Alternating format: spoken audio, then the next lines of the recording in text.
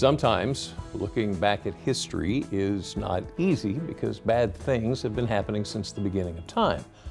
However, it is important to learn about and remember those bad things. Yeah, not to make anyone feel bad or guilty, but to remember how we got to where we are now and how to not let history repeat itself. Well, that's why there is an effort to erect historical markers in cities where lynchings took place decades ago. Well, one of those markers is in downtown Salisbury, and we learn more about it in this week's Marker Monday. It's a gruesome story.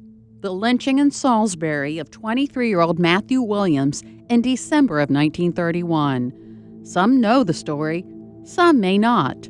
Part of that is on purpose. James Yamakawa is the founder of the Wicomico Truth and Reconciliation Initiative. Much like anything to do with race in this country, it's ever present but never spoken of, and that's what kind of gives it power. The group doesn't want to just tell Williams' story, but to show what happened 94 years ago remains relevant today.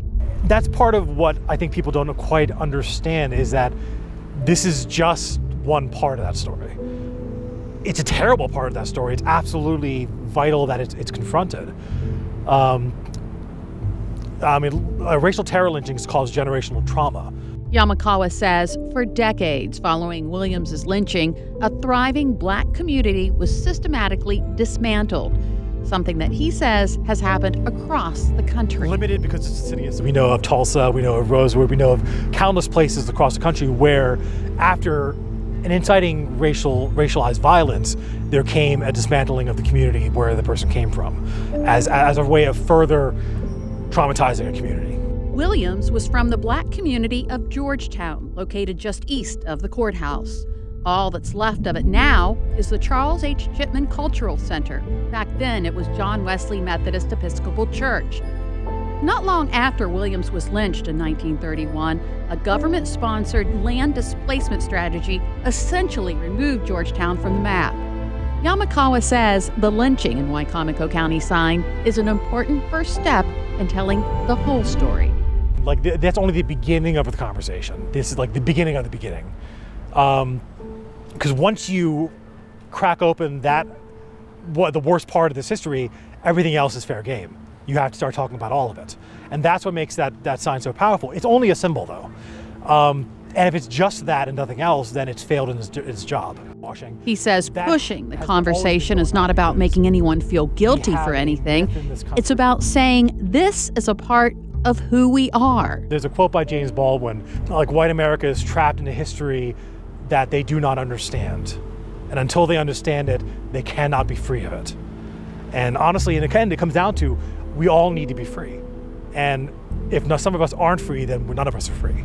So getting this history out there is part of that, because you can't know who you are if you don't know where you've been. According to the sign, Matthew Williams was one of 3 victims of racial terror lynchings near the courthouse. The first was on May 26, 1898, when a mob of over 100 white people lynched Garfield King, a Black teenager who lived near present-day Allen. On December 6th, just days after Matthew Williams' lynching, the body of an unidentified 33-year-old Black man was found beaten to death near a railroad track in Salisbury. Evidence indicates the man was killed by the same mob that lynched Williams. There's a strong movement locally to keep this kind of history being taught to people, especially our kids. That's obviously a national thing, but it shows that people are afraid for things going forward. But, as Yamakawa says, fear is a powerful tool. It was used to terrorize a community. Now it can be used to keep that history from being told. And the thing is, the job of people is to be brave instead of being afraid.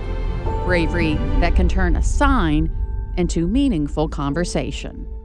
The Wicomico Truth and Reconciliation Initiative hosted a soil ceremony to honor the 3 victims of lynching in Salisbury. The jars of soil are on display at the Legacy Museum in Montgomery, Alabama. Wow. Yeah. History. Got to know it all. Got to know it. You got to know it. You got to know it.